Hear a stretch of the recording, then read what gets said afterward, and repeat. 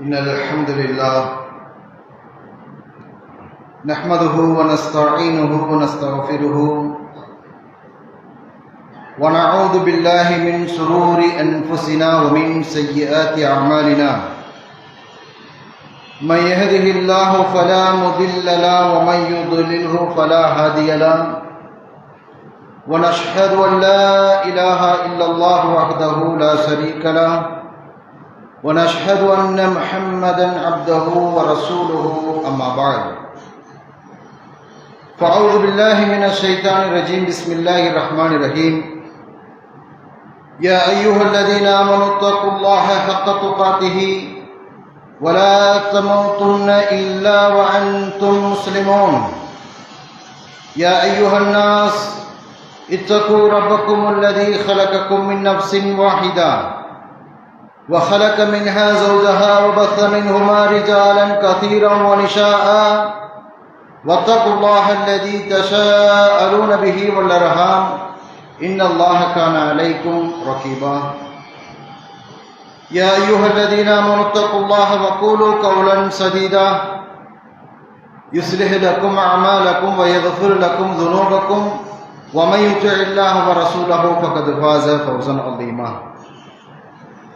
قال نبينا صلى الله عليه وسلم فإن خير الحديث كتاب الله وخير الهدي هدي محمد صلى الله عليه وسلم وشر الأمور محدثاتها وكل محدثة بدعة وكل بدعة ضلالة وكل ضلالة في النار قال نبينا صلى الله عليه وسلم سباب المسلم فسوق وقتاله كفر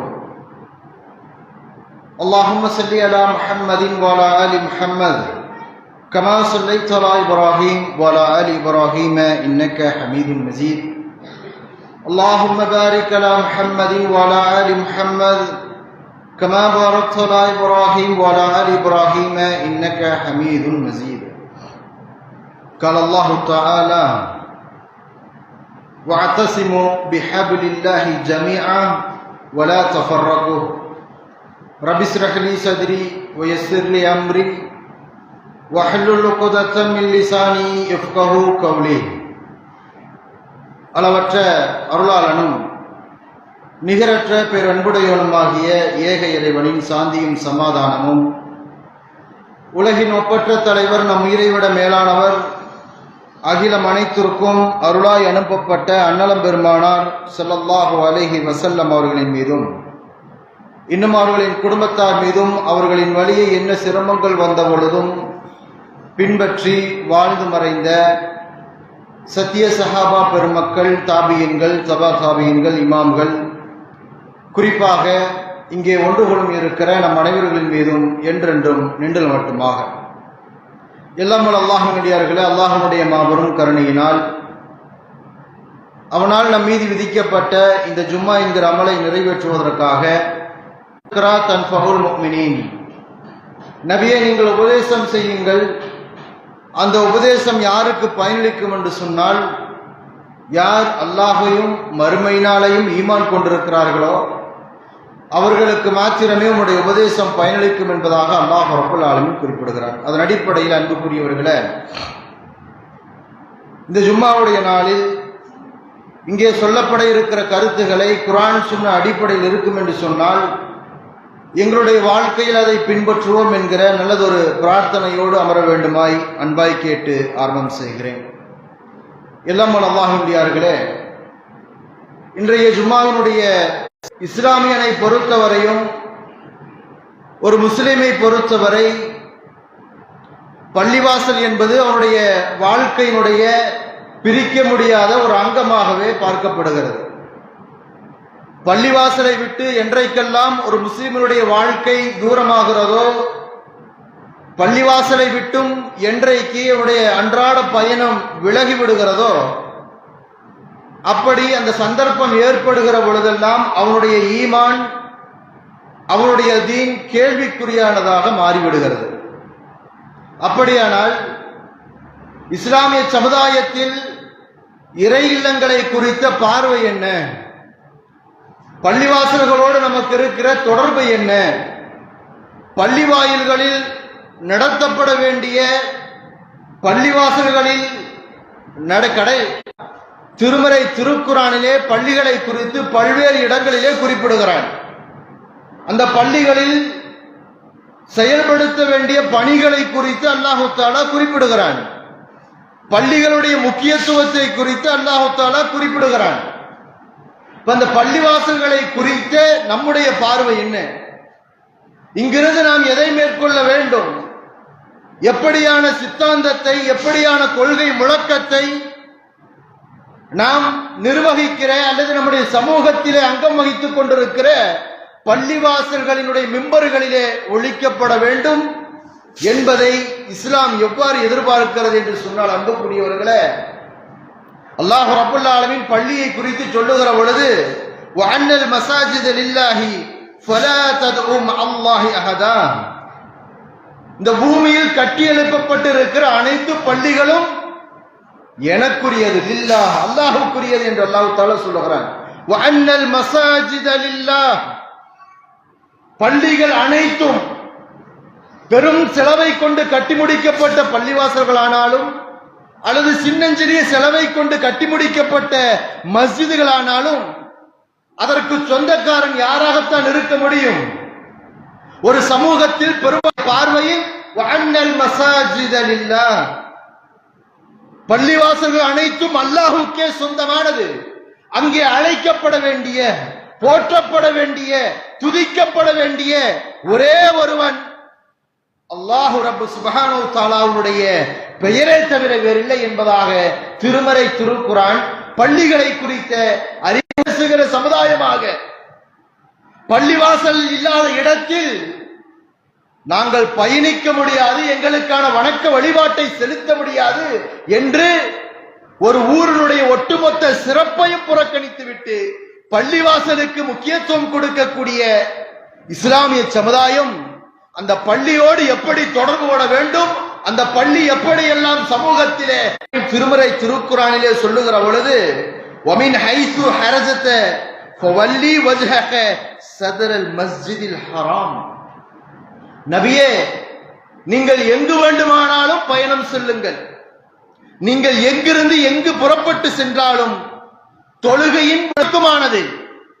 அல்லாஹ் ரப்பு சுப்ஹானஹு வ தஆலா சொல்லுகிறான், இந்த பூமியிலே நீங்கள் எங்கு வேண்டுமானாலும் பயணம் செய்யலாம், நீங்கள் எங்கு வேண்டுமானாலும் உங்களுடைய தேவைகளுக்காக செல்லலாம்.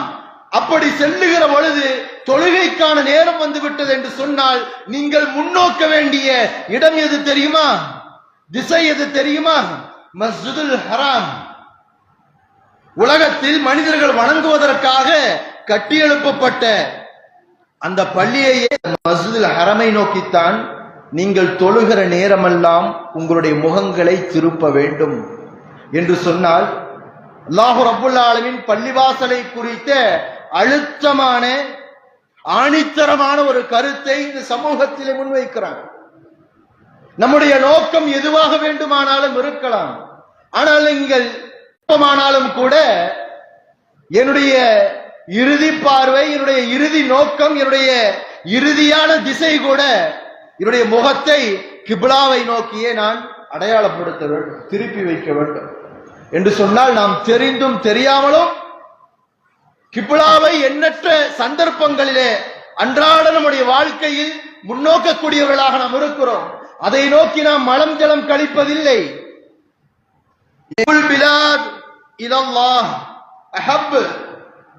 அல்லாஹ்வுக்கு மிக விருப்பமானது இந்த பூமியிலே ஒன்று இருக்கும் என்று சொன்னால், அல்லாஹ் விரும்புகிற ஒரு இடம் இருக்கும் என்று சொன்னால் இலல்லாஹ், அது என்ன? மசாஜிதுஹா, அல்லாஹ்வுக்கு விருப்பமான இடம் பள்ளிவாசல். உலகத்திலேயே, இந்த உலகத்தில் பல மில்லியன்களை, பல கோடி டாலர்களை செலவழித்து கட்டப்பட்ட, அலங்காரமாக்கப்பட்ட எண்ணற்ற கட்டிடங்கள் அன்றைய நாள் முதல் கொண்டு இன்றைய தேதி வரை உலகத்தில் பலதும் இருந்தால் கூட அல்லாஹ் தஆலா அடையாள மஸ்ஜிதுகளின் மீதான, பள்ளிவாசல்களின் மீதான நம்முடைய பார்வை எப்படி இருக்கிறது? அல்லாஹ் தஆலா இந்த பூமியிலே அதிகம் வெறுக்கக்கூடிய ஒரு பகுதி எது? அஸ்வாகுஹா, கடை வீதிகள். இப்போ ரெண்டு விஷயத்தை நபிகள் நாயகம் ஸல்லல்லாஹு அலைஹி வஸல்லம் இந்த இடத்திலே சொல்கிறார்கள். அல்லாஹ்வுக்கு இந்த பூமியிலேயே மிகவும் விருப்பமானது அல்லாஹ்வுடைய இறை இல்லை. நாம் இந்த செய்தியை, இந்த கருத்தை விளங்கி வைத்திருக்கிறோமோ இல்லையோ, நாம் இதை புரிந்து வைத்திருக்கிறோமோ இல்லையோ, மஸ்ஜிதுகளுடைய மகத்துவத்தை, அதில் ஏற்படும் மாற்றத்தை நாம் விளங்கி வைத்திருக்கிறோமோ இல்லையோ, இஸ்லாத்தை ஒன்றுமில்லாமல் ஆக்க வேண்டும் என்று துடித்துக் கொண்டிருக்கிற இஸ்லாத்தினுடைய எதிரிகள் மிக தெளிவாக விளங்கி வைத்திருக்கிறார்கள். பள்ளிவாசல் பார்த்து தீர்க்கிற காட்சிகளின் மூலமாக நாம் தெரிந்து கொள்ள முடியும். நித்தம் நித்தம் அவற்றை நாம் அனுபவித்துக் கொண்டே இருக்கிறோம். 1992 இழந்த மஸ்ஜிதிற்கு பிறகு, மிகப்பெரிய நீதியின் போராட்டத்திற்கு பிறகு, அல்லாஹ்வுடைய ஆலயம் அல்லாஹ் அல்லாத இலாஹ்வை மாத்திரமே தனித்து மேலோங்க வேண்டிய சப்தம் அல்லாஹ் அல்லாத, அல்லாஹ்வால் படைக்கப்பட்ட படைப்பினங்களுடைய பெயர் சொல்லி அழைக்கப்படுகிற இடமாக மாற்றப்பட்டிருக்கிறது என்று சொன்னால், அன்புக்குரியவர்களே, தொடர்ச்சியாக ஞானவாபி என்றும் கடந்த காலங்களில், கடந்த வாரங்களில் சமீபத்திய செய்தியாக நாம் பார்த்த இஸ்லாமிய சொந்தங்களின் 4 சகோதரர்களுடைய உயிரை பலிகொண்ட யூபியில இருக்கக்கூடிய, உத்தரப்பிரதேசத்தில் இருக்கக்கூடிய சம்பா என்று சொல்லப்படுகிற பகுதியில் அமைந்திருக்கிற பெரும் வரலாற்று பின்புலம் உள்ள ஒரு பள்ளிவாசல் வரை அதனுடைய தாக்கத்தை நாம் தொடர்ச்சியாக பார்த்து வருகிறோம் என்று சொன்னால்,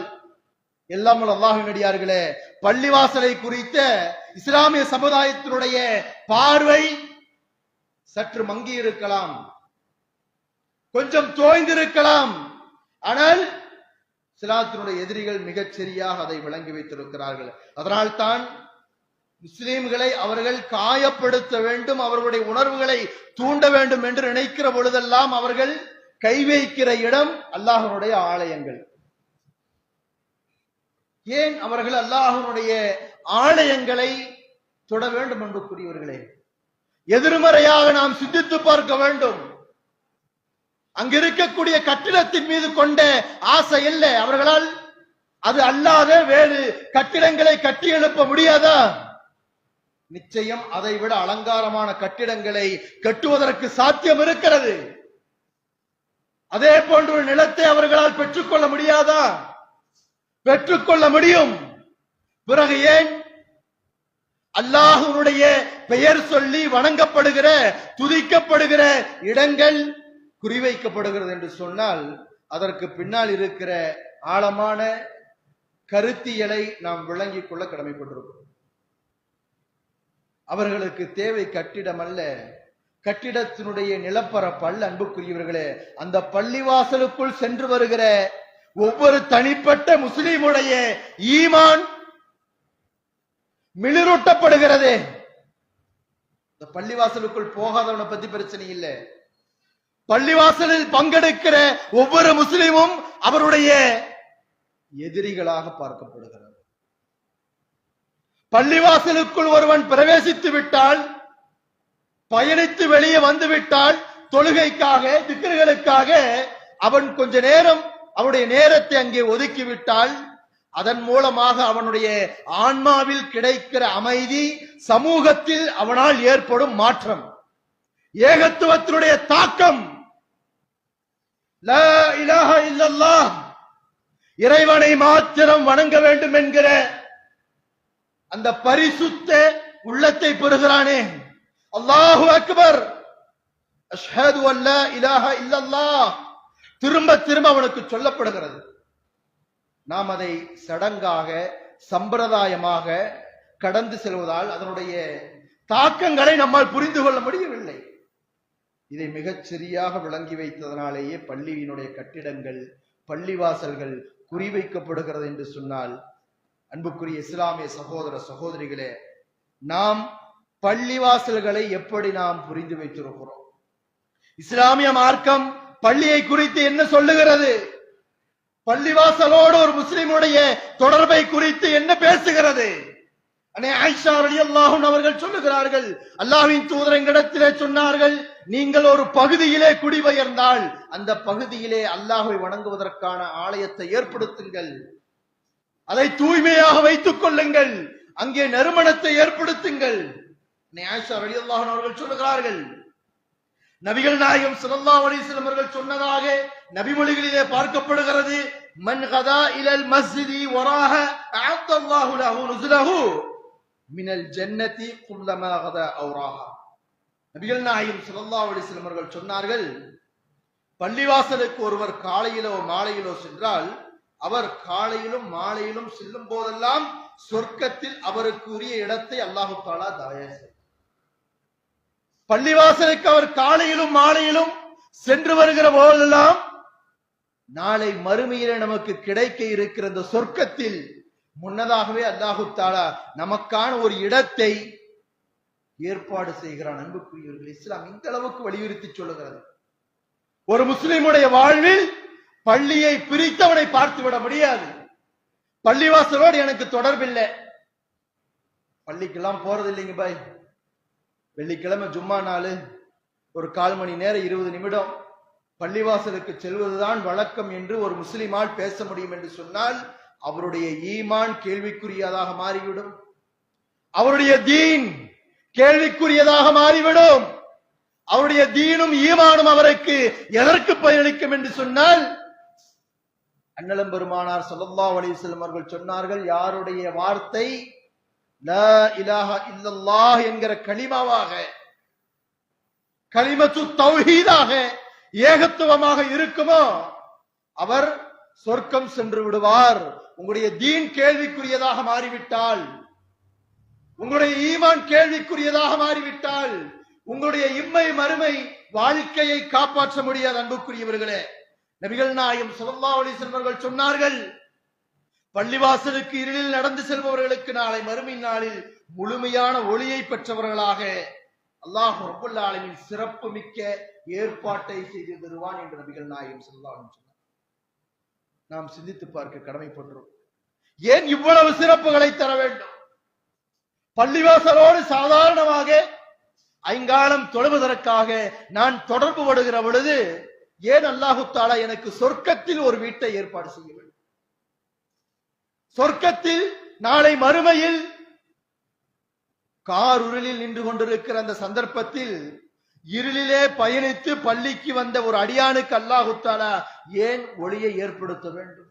பள்ளிவாசலில் நீங்கள் கூட்டாக இமாம் ஜமாத்தோடு நீங்கள் தொழுதால் 27 மடங்கு நன்மை உங்களுக்கு வழங்கப்படும். அண்ணலம் பெருமானார் ஸல்லல்லாஹு அலைஹி வஸல்லம் சொல்றாங்க. எத்தனை மடங்கு?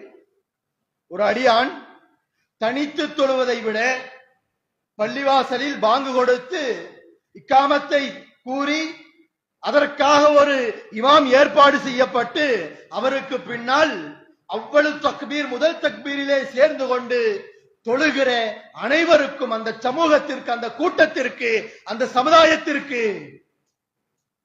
எத்தனை மடங்கு நன்மை? 27 மடங்கு நன்மைகள் அதிகரித்து கொடுக்கப்படும். நபிகள் நாயகம் ஸல்லல்லாஹு அலைஹி வஸல்லம், எனது தரப்பிலே இருந்து ஒருவரை தொழுகைக்காக அழைப்பு கொடுக்கப்பட்டு, மக்களுக்கு அழைப்பு கொடுக்கப்பட்டு மக்கள் அந்த அழைப்பை ஏற்றுக்கொள்ளாமல் தங்களுடைய வீடுகளிலேயே தஞ்சம் புகுந்திருந்தால் அவருடைய வீடுகளை நெருப்பிட்டு கொளுத்த நான் விரும்புகிறேன். பாருங்க, அல்லாஹ்வின் தூதர் வரிசையாக பள்ளிவாசலுக்கு எப்படியும் ஒரு முஸ்லிம் கட்டாயம் ஒரு நாளில் ஐங்காலம் வந்தே தீர வேண்டும். நிர்பந்தமான இக்கட்டான சூழ்நிலைகளை தவிர்த்து, பேரிடர்கள் ஏற்படுகிற காலகட்டங்களை தவிர்த்து, உடல் முடியாத சூழ்நிலை ஏற்படுகிற கால நேரத்தை தவிர்த்து அனைத்து சந்தர்ப்பங்களிலும் யாரெல்லாம் அல்லாஹ்வுடைய பள்ளியிலே இருந்து கொடுக்கப்படுகிற பாங்கோசையை கேட்க முடிகிறதோ அனைத்து முஸ்லிமான பருவ வயதை அடைந்த ஆண்களும் அல்லாஹ்வுடைய ஆலயத்திற்கு வந்து இமாம் ஜமாத்தோடு தொழுக வேண்டும். ஏன் இஸ்லாமிய மார்க்கம் இவ்வளவு வலியுறுத்தி சொல்லுகிறது? எல்லாம் அல்லாஹ் நடிகார்கள். எப்படியாயினும் இந்த சமுதாயம் அல்லாஹ்வுடைய ஆலயத்திலே, மஸ்ஜிதுகளிலே ஒன்றாக சங்கமிக்க வேண்டும், ஒன்றாக சங்கமிக்கணும். அதனாலேயே நபிகள் நாயகம் ஸல்லல்லாஹு அலைஹி வஸல்லம் அவர்கள் மக்காவிலே இருந்து மதீனாவுக்கு ஹிஜ்ரத் செல்றாங்க. ஹிஜ்ரத்திற்கு முன்பாக அல்லாஹ்வின் தூதர் மக்காவினுடைய அந்த திரைச்சீலையை பிடித்துக் கொண்டு அழுதவராக சொன்னார்கள், ஓ கஅபத்துல்லாவே, இந்த குறைஷிகள் மாத்திரம் என்னை நிர்பந்தித்து இந்த மண்ணிலே இருந்து என்னை விரட்டாவிட்டால் உன்னை விட்டு நான் பிரிஞ்சு போக மாட்டேன். அல்லாஹ்வின் தூதருக்கு கஅபத்துல்லாவின் மேல் இருந்த பாசத்தை, அதன் மீது அவர்கள் கொண்டிருந்த அக்கறையை வெளிப்படுத்தும் விதமாக அல்லாஹ்வின் தூதர் சொல்றாங்க, உன்னை விட்டு நான் போக மாட்டேன். இவர்கள் என்னை நிர்பந்தித்து அனுப்பாவிட்டால் இன்றைக்கு எப்படி நாம் பாபரியை இழந்து அது அல்லாஹ்வை வணங்கக்கூடிய இடம் என்றே தெரிந்தும் நிர்பந்தத்தின் காரணமாக தொழ முடியாமல் நின்று கொண்டிருக்கிறோமோ, அதுபோல் அல்லாஹ்வின் தூதர் காபத்துல்லாஹ் பிரிய மனமில்லாமல் அந்த இடத்திலே பதிவு செய்த வார்த்தை என்புக்குரியவர்கள். அபூபக்கர் சித்திக் ரலியல்லாஹு அன்ஹு அவர்கள் மக்காவில் இருக்கிற பொழுதே தன்னுடைய வீட்டிற்கு முன்னால் ஒரு முஸல்லாவை ஏற்படுத்தி அந்த இடத்திலே நின்று குர்ஆனை சப்தமிட்டு ஓதி தொழக்கூடியவர்களாக இருந்தார். அவருக்கு பின்னால் சில சஹாபாக்கள் சொல்றார்கள். பள்ளிவாசலுடைய முக்கியத்துவம். அல்லாஹ்வின் தூதர் அபூபக்கர் ரலியல்லாஹு அன்ஹு அவர்களை அழைத்துக் கொண்டு மதீனாவுக்கு ஹிஜ்ரத் பயணத்தை மேற்கொண்டு குஃபா என்று சொல்லப்படுகிற பகுதியில் மதீனாவிற்கு முன்னால் உள்ளே செல்வதற்கு முன்னால் குஃபா என்று சொல்லப்படுகிற ஒரு பகுதியிலே தங்குகிறார்கள். அங்கே தங்கிய பொழுது அல்லாஹ்வின் தூதர் முன்னெடுத்த முதற்கட்ட பணி எது தெரியுமா? ஒரு பள்ளிவாசலை கட்டமைத்தது. என்ன செஞ்சாங்க? அங்கே மேற்கொள்ள வேண்டிய ஏராளமான பணிகள் இருந்தது. அங்கே ஒரு பள்ளியை ஏற்படுத்தி அந்த பள்ளியிலே மக்களுக்கு தலைமை ஏற்ற அல்லாஹ்வின் தூதர் தொழுவித்து விட்டே மதீனாவிற்குள் சென்றார்கள். சரி, மதீனாவுக்குள் போனால் ஒட்டுமொத்த சமுதாயமும் அண்ணலம் பெருமானார் ஸல்லல்லாஹு அலைஹி வஸல்லம் வருகையை எதிர்பார்த்து அல்லாஹ்வின் தூதரை வரவேற்கிறார்கள். மதீனாவிற்குள் சென்றவுடனே நபிகள் நாயகம் ஸல்லல்லாஹு அலைஹி வஸல்லம் அவர்கள் அங்கேயும் முதலில் செய்த பணி ஒரு பள்ளிவாசலை ஏற்படுத்தியது. அன்புக்குரியவர்களே, முதலில் மதீனாவிற்குள் சென்றவுடனே அவர்கள் மேற்கொள்ள வேண்டிய ஏராளமான பணிகள் இருந்தது. எண்ணற்ற சகோதரர்கள் மக்காவிலே எதுவெல்லாம் தங்களுடைய கைகளில் கிடைத்ததோ அவற்றை மாத்திரம் எடுத்துக்கொண்டு ராயுதபாணியாக அல்லாஹ்வின் தூதரோடு வந்திருந்தாங்க. தன்னுடைய மனைவி மக்கள் வந்திருந்தார்கள். அவர்களுக்கான இருப்பிடம் இல்லை, தங்குவதற்கு முறையான எந்த வசதியும் இல்லை. அடுத்த கட்டம் என்னன்னு தெரியல. எப்படி தங்களுடைய வாழ்வாதாரத்தை அமைத்துக் கொள்வது, எங்கே தங்குவது, தங்களுடைய தேவைகளை எப்படி நிறைவேற்றிக் கொள்வது, எதுவுமே நிறைவேற்றாத சூழ்நிலையில் நபிகள் நாயகம் ஸல்லல்லாஹு அலைஹி வஸல்லம் அவர்கள் முதலில் மேற்கொண்ட பணி என்ன தெரியுமா? ஒரு பள்ளிவாசலுக்கான இடத்தை தேர்வு செய்து வாங்குகிறார். 2 அனாதை சிறுவர்களுக்கு சொந்தமான நிலத்தை அல்லாஹ்வின் தூதர் முறையாக விலை பேசி அவரிடத்திலே அதற்கான கிரயத்தை கொடுத்து மஸ்ஜித் நபவி என்று உலகமே இன்றைக்கு என்றாவது ஒரு நாள் அங்கே நாம் சென்றே ஆக வேண்டும் என்கிற ஒவ்வொரு ஈமானிய உள்ளங்களிலும் உதித்துக் கொண்டிருக்கிற அந்த மஸ்ஜித் நபவியினுடைய இடத்தை நபிகள் நாயகம் ஸல்லல்லாஹு அலைஹி வஸல்லம் அவர்கள் வாங்கி மதீனாவில் முதலில் அவர்கள் செய்த பணி ஒரு பள்ளியை கட்டமைத்ததே. ஏன் பள்ளியை கட்டமைக்க வேண்டும்? பள்ளிவாசலை கட்டமைக்கிற பணிகளில் எல்லா சஹாபாக்களும் ஒன்றிணைந்தார்கள். மஸ்ஜித் நபவி அழகாக கட்டப்படுகிறது. பெரும் செலவில் கட்டப்பட்ட பள்ளி அல்ல, குறைந்த செலவில் கட்டப்பட்ட பேரிச்சம்பரத்தினுடைய கூரைகளை கொண்டு நெய்யப்பட்ட அந்த பள்ளிவாசல் அந்த மண்ணிலே முதலில் கட்டி எழுப்பப்படுகிறது. அன்புக்குரியவர்களே, இந்த பள்ளிக்கான இடத்தை வாங்குவதற்கான பொருளாதாரம் யாருடையது? அதுவும் நபிகள் நாயகம் ஸல்லல்லாஹு அலைஹி வஸல்லம் உடைய சொந்த பணத்தில் இருந்து வாங்குகிறார்கள். மக்காவிலே இருந்து மதீனாவுக்கு வருகிற பொழுது மதீனாவில் ஒரு பள்ளியை ஏற்படுத்த வேண்டும் என்று அதற்கான தயாரிப்போடு வந்து பள்ளிவாசலை வாங்குகிறார்கள், இடத்தை வாங்குகிறார்கள். அந்த இடத்தில் ஒரு பகுதியை, ஒரு சிறு இடத்தை தனக்கான தங்குமிடமாக எடுத்துக் கொள்கிறார்கள். வரலாறுகளிலே நாம் கேள்விப்படுகிறோம், அல்லாஹ்வின் தூதருடைய வீடு தன்னுடைய துணைவியார் உறங்கிக் கொண்டிருக்கிற நேரத்தில் அல்லாஹ்வின் தூதர் தொழுவார். அவர் சுஜூதுக்கு செல்லுகிற பொழுது தன்னுடைய கரத்தால் அவருடைய காலை தொடுவார். அவருடைய காலை அவர் குறுக்கிக் கொள்வார். ஏன் கொஞ்சம் தள்ளி நின்று தொழுகலாமே, இடம் இல்லை. அல்லாஹ்வின் தூதருடைய ஒட்டுமொத்த வீட்டினுடைய அளவே அவ்வளவுதான். ஒருவர் தொழுதால் ஒருவர் காலை நீட்டி நிம்மதியாக உறங்க முடியாத சுருக்கமான இடத்தில் அல்லாஹ்வின் தூதர் தன்னுடைய வாழ்விடத்தை அமைத்துக் கொண்டார். அப்ப இல்லாம இல்ல, பெரும் பகுதியை மஸ்ஜிது நபவிக்கு கொடுத்தார். கொஞ்சம் பெருசா எடுத்திருக்கலாம்.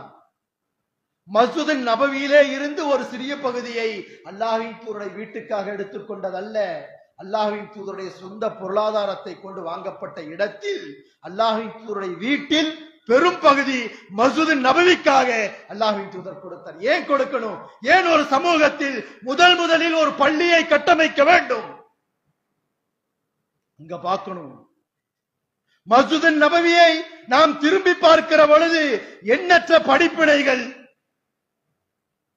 நமக்கான பாடங்களாக கிடைக்கிறது. அன்புக்குரியவர்களே, அன்றைக்கு தட்டாந்தரையில் கட்டி எழுப்பப்பட்ட சில கற்களையும் ஓலைகளையும் கொண்டு நெய்யப்பட்ட அந்த பள்ளியில் இருந்துதான் அபூபக்கர் சித்திக் ரலியல்லாஹு அன்ஹு என்கிற உயர்ந்த ஆட்சியாளரை, நேர்மையாளரை அல்லாஹ்வின் தூதர் உருவாக்கினார். உமர் ரலியல்லாஹு அன்ஹு என்று சொல்லப்படுகிற இந்த உலகத்தில் செங்கோல் ஆட்சி நிகழ்த்தி காட்டிய உலகத்தின் மிகச்சிறந்த ஆட்சியாளர்களில் ஒருவர். உலகம் இன்று வரை அவர் நடத்திய ஆட்சிகளில், அவர் செய்து முடித்த காரியங்களிலே இருந்து பாடங்களை படித்துக் கொண்டே இருக்கிற அளவிற்கு உலகமே வியந்து பார்க்கிற ஆட்சியாளர்களை, அறிஞர்களை உருவாக்கிய பள்ளிதான் மஸ்ஜிது நபவி என்று சொல்லப்படுகிற பள்ளி என்று சொன்னால், அன்புக்குரியவர்களே, இப்படியான ஒரு சமூகத்தை கட்டமைப்பதற்கு பள்ளிவாசல்கள் சமூகத்திலே ஏற்படுத்தப்படுகிறது என்கிற செய்தியை நாம் விளங்கிக் கொள்ள வேண்டும். அந்த பள்ளியிலே இருந்துதான் உலகம் இன்று வரை வியந்து பார்க்கிற, உலகம் அதுவரை சந்தித்திராத, செய்து முடிக்க முடியாத சகோதரத்துவத்தை அண்ணலம் பெருமானார் ஸல்லல்லாஹு அலைஹி வஸல்லம் அவர்கள் ஏற்படுத்தினார்கள். இந்த பள்ளியில தான் நடந்துச்சு. அல்லாஹ் ரப்பல் ஆலமீன் சொல்லுகிறானே, வஅத்தஸிமு பிஹப்லில்லாஹி ஜமீஆ வலா தஃபர்ரகு. பிரிஞ்சிராதீங்க, ஒன்றாக சேர்ந்து நில்லுங்கள். வதுகுரு நிஅமத்தல்லாஹி அலைக்கும், உங்களுக்கு ஒரு நியமத்தை நான் செய்திருந்தேனே. என்ன நியமத் அல்லாஹ் சொல்றான்? யாருனே தெரியாத ரெண்டு இனக்கூட்டம் தங்களுக்கு மத்தியிலே பகைமையை ஏற்படுத்தி சண்டையிட்டுக் கொண்டிருந்த கூட்டத்திற்கு மத்தியிலே ஒரு இணக்கத்தை, ஒரு பாசத்தை, ஒரு நெருக்கத்தை, ஒரு சகோதர உணர்வை அல்லாஹு தஆலா ஏற்படுத்தினானே. அது எங்கு வைத்து நடந்தது? மஸ்ஜிது நபவி என்று சொல்லப்படுகிற அந்த சாதாரண கூரை கட்டிடத்திலே தான் நடந்தது. அன்புக்குரியவர்களே, இப்படி சமுதாயத்தை ஒண்ணு சேர்த்துறாங்க பாருங்க. இதற்கு பின்னால் இருக்கிற ஆழமான, நாம் ஏன் கூட்டாக ஒரு இடத்தில், ஒரு பள்ளியில், ஒரு அணியிலே ஒரு இமாமை பின்பற்றி தொழ வேண்டும் என்கிற கருத்தியலை முதலில் நாம் விளங்கிக் கொள்ள வேண்டும். ஏன் அல்லாஹ்வின் தூதர் இவ்வளவு சிறப்பு சொன்னாங்க? அதற்கு பின்னால் என்ன இருக்கு?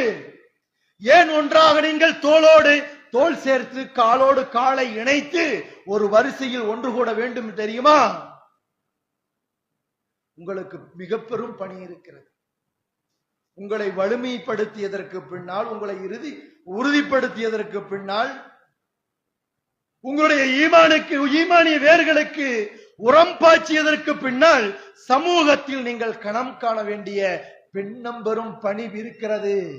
அதற்கு இந்த ஒற்றுமையும் ஒன்று கூடுதலும் ஈமானிய தெளிவும் உங்களுக்கு தேவைப்படுகிறது. அப்படித்தான் அந்த பள்ளி ஆக்கப்பட்டிருந்தது. அப்போ ஒரு சமுதாயத்தில் அதுவரை அறிமுகம் இல்லாத சில வார்த்தைகளை கொண்டு பிலால் ரலியல்லாஹு அவர்கள் அழைக்கிறார்கள், சமுதாய மக்கள் அழைக்கிறார். பள்ளிவாசல் கட்டியாச்சு, மஸ்ஜிது நபவி ஏற்படுத்தப்பட்டு விட்டது. அந்த இடத்தில் அனைவரையும் ஒரு சப்தத்தில், ஒரு நேரத்தில், ஒரே இடத்தில் எல்லோரையும் ஒன்றிணைக்கணும் இல்லையா? எப்படி ஒன்றிணைப்பது?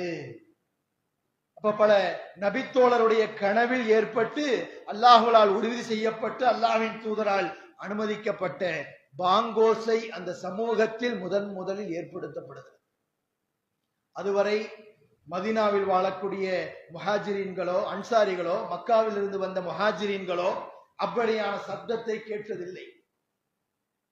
அந்த கூரையின் மீது ஏறி நின்று பிலால் ரலியல்லாஹு அன்ஹு அவர்கள் அல்லாஹு அக்பர் அல்லாஹு அக்பர், அல்லாஹ்தான் பெரியவன், அல்லாஹ் மாத்திரமே பெரியவன் என்கிற அந்த முழக்கத்தை மேற்கொள்ளுகிற பொழுது ஒட்டுமொத்த சமூகமும் திரும்பி பார்க்கிறாங்க. ஹய்யால ஸலா ஹய்யாலல் ஃபலாஹ், அழைப்பு கொடுக்கப்படுகிறது, தொழுகைக்கு வாருங்கள், வெற்றியின் பக்கம் வாருங்கள்.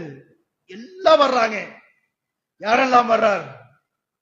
யாரெல்லாம் வருகிறார்கள்? பள்ளியின் பக்கம் எஜமானனும் வருகிறான், அடிமையும் வருகிறான், முதலாளியும் வருகிறான், தொழிலாளியும் வருகிறான், ஏழையும் வருகிறான், பணக்காரனும் வருகிறான், பாமரனும் வருகிறான், கல்வியாளனும் வருகிறான்.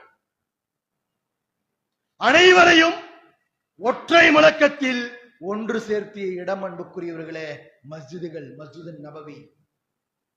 உலகத்தில் இதற்கு முன்னால் இப்படியான மாற்றத்தை எந்த சமுதாய தலைவர்களும் எச்சமூக கூட்டமும் இப்படியான மாற்றத்தை ஏற்படுத்தியதே இல்லை. ஒரே அணியில ஒரே சப்தம், அல்லாஹ் பெரியவன், வா, நீ செய்து கொண்டிருக்கும் வேலை, உடைய குடும்பம், உலகத்தினுடைய இன்னவர காரியங்கள் அனைத்தையும் விட்டுவிட்டு நீ அல்லாஹ்வை இலாகுவாக கடவுளாக ஏற்றிருந்தால், பாங்கோசையை கேட்டுவிட்டால் பள்ளிக்கு வா. அனைத்து சஹாபாக்களும் வந்தார்கள். ஓர் அணியிலே இகாமத்து ஸலாஹ், தொழுகையை நிலைநாட்டுங்கள். ஒரே அணியில் அனைவரும் சமமாக நின்றார்கள். எப்படி நின்றார்கள்? அதுதான் இன்றைக்கு இஸ்லாம் அல்லாத வரலாறுகளை, இஸ்லாமிய வரலாறுகளை ஆய்ந்து பார்க்கக்கூடிய வல்லுநர்கள், ஆய்வாளர்கள் ஆச்சரியத்தோடு திரும்ப திரும்ப பார்க்கிற ஒரு சமூகத்தில் இப்படியான மறுமலர்ச்சியை யாராலும் ஏற்படுத்திவிட முடியாதே. அப்படி ஏற்படுத்தினாலும் அது சிறிது காலத்தில் தோய்ந்து விடுமே. இன்றளவும் அது தொடர்ச்சியாக நடைமுறைப்படுத்தப்பட்டு கொண்டிருக்கிறதே என்று வியந்து வியந்து பார்க்கிற காரியம், அதிசயம் என்ன தெரியுமா? ஒரே வரிசை, அதுவரை அசிங்கமாக பார்க்கப்பட்ட ஒரு கூலி தொழிலாளி, ஒரு விவசாயி, அவருடைய முதலாளி, அவருடைய எஜமான், அடிமையும் எஜமானனும் ஒரே வரிசையில் அருகருகிலே வேர்வை நாற்றத்தோடு ஒருவர், அவருக்கு பக்கத்தில் அவருடைய முதலாளி, உயர் வகையான அத்தர்களை பயன்படுத்துகிற அவருடைய முதலாளியையும் ஒரே சப்தத்தில் ஒரு வரிசையில் அன்புக்குரியவர்களை சிந்தித்து பாருங்கள். சாத்தியமா? சாத்தியமா? அரை நூற்றாண்டு காலமாக நாம் வாழ்கிற தமிழக மண்ணிலே ஜாதியை ஒழித்துக் கொள்ள வேண்டும், ஏற்றத்தாழ்வை ஒழிக்க வேண்டும் என்பதற்காக பெரியாரிசம் தொடர்ச்சியாக செயல்பட்டு கொண்டிருக்கிறது. இன்று வரை அதனுடைய கொடுமைகளை நாம் பார்த்து கொண்டே இருக்கிறோமே. 1400 ஆண்டுகளுக்கு முன்னால் ஒரு சப்தத்தில், ஒரு ஓசையில், ஒரு இடத்தில், ஒரு அணியில் ஒட்டுமொத்தத்தையும் சீர் செய்து காட்டினார்களே நபிகள் நாயகம் ஸல்லல்லாஹு அலைஹி வஸல்லம் அவர்கள். அதற்கான களமே மஸ்ஜிதுகள். அதுக்குத்தான் ஒண்ணு வரணும், ஒன்று கூடணும். அதற்காகத்தான் கூட்டாக நீங்கள் தொழ வேண்டும் என்கிற தாரக மந்திரத்தை இஸ்லாமிய மார்க்கம் திரும்ப திரும்ப நம்ம இடத்தில் சொல்லிக்கொண்டே இருக்கு. உங்களுக்கு மத்தியில ஏற்றத்தாழ்வு இல்ல. நீங்கள் அனைவரும் அல்லாஹ்வால் படைக்கப்பட்ட மனிதர்கள். அல்லாஹ்வுக்கு முன்னால் அனைவரும் அடிமைதான். எல்லாம் ஒண்ணு சேரு. யா அய்யுஹல்லதீன ஆமனுஸ்பிரு வஸாபிரு வராபிது வத்தகுல்லாஹ லஅல்லகும் துஃப்லிஹூன். ஈமான் கொண்ட மக்களே, ஒண்ணு சேருங்க, ஒண்ணா சேருங்க. சேர்வது எதற்கு? நீங்கள் மிகப்பெரிய பணியை முன்னெடுக்க வேண்டிய சூழல் உங்களிடத்திலே இருக்கிறது. நீங்கள் வசிக்கிற பகுதியில், உங்களுடைய வீடுகளில், உங்களுடைய தெருக்களில், நீங்கள் வாழ்கிற நாட்டில் அல்லாஹ்வை அறியாத மிகப்பெரிய சமுதாயம் இருக்கிறது. நீங்கள் அல்லாஹ்வை இலாகுவாக, ரப்பாக ஏற்றுக்கொண்டிருக்கிற சமூகம். அந்த சமுதாயத்திடத்திலே இப்பணியை நீங்கள் செவ்வனே செய்வதற்காக நீங்கள் களம் காண வேண்டும். அதற்கான ஏற்பாடு இந்த இடத்திலே இருக்கு. அதற்கான உறுதிப்பாடு பள்ளிவாசல்களிலே இருக்கிறது என்பதை நாம் சௌகரியமாக மறந்து, சடங்காக சம்பிரதாயமாக வேகமாக விரைவாக பள்ளிவாசல்களில் சில உடல் அசைவுகளை நிறைவேற்றிவிட்டு செல்வதல்ல தொழுகை. அதுவல்ல ஒன்று கூடல், அதுவல்ல ஜமாத். இகாமத்து ஸலா, தொழுகைக்கு பின்னால் பள்ளிவாசலில் இச்சமூகம் ஒன்று கூடுவதற்கு பின்னால் இத்துணை கருத்துகள் இருக்கு. வெறுமே என்னுடைய குடும்பம் அல்ல, என்னுடைய சொந்த தனிப்பட்ட வாழ்க்கை அல்ல, நம்மில் ஒவ்வொருவரும் பொறுப்பாளர்கள். அன்புக்குரியவர்களே, தீனுல் இஸ்லாத்தை தெரியாதவர்கள், அல்லாஹ் அல்லாத படைப்பினங்களை வணங்கிக் கொண்டிருப்பவர்கள், நம்முடைய சமூகத்திலே கயிறுகளையும் தகடு ஆயத்துகளையும் மண்ணறைகளையும் தனக்கான தேவைகளை பூர்த்தி செய்கிற சக்திகளாக நம்பிக்கொண்டிருக்கிற இச்சமூகத்தில் நமக்கான பொறுப்பு ஏராளமாக இருக்கு. நாம் களம் காண வேண்டும். எங்கிருந்து இதற்கான கட்டமைப்பை ஏற்படுத்துவது? இஸ்லாம் ஏற்படுத்தி கொடுத்த கட்டமைப்பே மஸ்ஜிதுகள், பள்ளிவாசல்கள். பள்ளிவாசல்களிலே இருந்து இப்படியான பணிகள் முன்னெடுக்க வேண்டும் என்பதை இஸ்லாமிய சமுதாயம் இன்றைக்கு சௌகரியமாக மறந்து பயணித்துக் கொண்டிருக்கிறது. அல்லாஹ் ரப்பு சுப்ஹானஹு வ தஆலா என்றைக்கும் சடங்குகளை எதிர்பார்ப்பதே இல்லை, சம்பிரதாயங்களை எதிர்பார்ப்பதே அல்ல. குனிதலும் நிமிர்தலும் வெறுமனே சிறிது நேரம் பள்ளியில் நம்முடைய வருகையை பதிவு செய்வது மாத்திரம் அல்ல, நமக்கான பொறுப்புகள் என்ன என்பதை உணர்ந்து பள்ளியில் பங்கெடுக்கிற, தொழுகிற, அல்லாஹ்வை ரப்பாக ஏற்றுக்கொண்டிருக்கிற நம்மில் ஒவ்வொருக்குமான பொறுப்பை இந்த இடத்திலே நின்று நாம் விளங்கி அதனுடைய பணியை மேற்கொள்ளக்கூடிய சமுதாயமாக கட்டமைப்பதற்கே அல்லாஹ் ரப்புல் ஆலமீன் ஜமாஅத்தாக, கூட்டமைப்பாக ஒன்றாக நாம் நின்று தொழ வேண்டும் என்கிற கடமையை நம் மீது ஏவி இருக்கிறான் என்கிற கருத்தை புரிந்து கொண்ட இஸ்லாமிய சமுதாயமாக அதிலே நின்று கொண்டு இந்த சமுதாயத்திற்கு என்னவெல்லாம் பயனளிக்க வேண்டுமோ அப்படி பயனளிக்கக்கூடிய நல்ல மக்களாக அல்லாஹ் தஆலா நம் அனைவர்களையும் ஆக்கி அருள் புரிவானாக.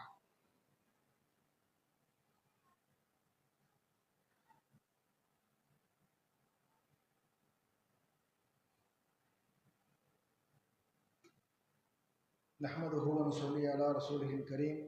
اللهم صل على محمد وعلى آل محمد كما صليت على إبراهيم وعلى آل إبراهيم إنك حميد مجيد. اللهم بارك على محمد وعلى آل محمد كما باركت على إبراهيم وعلى آل إبراهيم إنك حميد مجيد. எல்லாம் அல்லாஹ்வின் அடியார்களே, பள்ளிவாசல்கள் சமூகத்தில் எப்படியான பணிகளை முன்னெடுக்க வேண்டும், பள்ளிவாசல்கள் இச்சமூகத்தில் கட்டமைக்கப்பட்டவருடைய நோக்கம் என்ன என்பதை ஜும்மாவுடைய முதல் உரையிலே பார்த்தோம். அதே போல் அன்புக்குரியவர்களே, இந்த பூமியிலே அல்லாஹ் ரப்புல் ஆலமீன் நீங்கள் நன்மையை நாடி பயணிக்க வேண்டும் என்று சொன்னால், ஒரு இடத்திற்கு நன்மையை எதிர்பார்த்து நீங்கள் பயணிக்க வேண்டும் என்று சொன்னால், அது இந்த பூமியிலே 3 பள்ளிகளை அடையாளப்படுத்தினார்கள். ஒன்று மஸ்ஜிதுல் ஹரம், மற்றொன்று மஸ்ஜிதுன் நபவி, அடுத்தது மஸ்ஜிதுல் அக்ஸா. இந்த 3 இடங்களை தவிர நன்மையை எதிர்பார்த்து அங்கு போனால் நன்மை கிடைக்கும் என்கிற அடிப்படையில் நீங்கள் பயணம் செய்யக்கூடாது என்று நபிகள் நாயகம் ஸல்லல்லாஹு அலைஹி வஸல்லம் அவர்கள் அடையாளமிட்டு சொல்லப்பட்ட இடங்களில் ஒன்றே மஸ்ஜிதுல் அக்ஸா. இன்றைக்கு அங்கே நடந்து கொண்டிருக்கிற சொல்லனா கொடுமைகள், துன்பங்கள் நாம் அனைவரும் அறிந்ததே.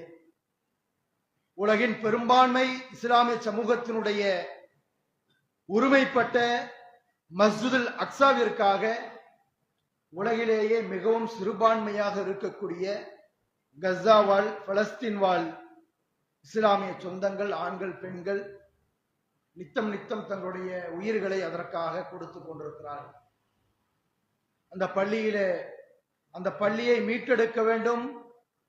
எங்களுடைய இறைவன் எங்களுக்கு வாக்களித்த இடம் சுபஹானல்லதி அஸ்ரா பி அப்திஹி லைலம் மினல் மஸ்ஜிதில் ஹராமி இலல் மஸ்ஜிதில் அக்ஸா.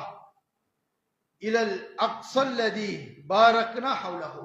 அல்லாஹ் ரப்பல் ஆலமீன் ஒரு இரவிலே மஸ்ஜிதுல் ஹரமிலே இருந்து அல்லாஹ்வின் தூதரை மஸ்ஜிதுல் அக்ஸாவுக்கு அழைத்து சென்றானே, அந்த பயணத்தை மேற்கோள் காட்டி மஸ்ஜிதுல் அக்ஸாவை சொல்லுகிற பொழுது, மஸ்ஜிதுல் அக்ஸாவை சுற்றியுள்ள பகுதிகளை நாம் எப்படி ஆக்கி இருக்கிறோம்?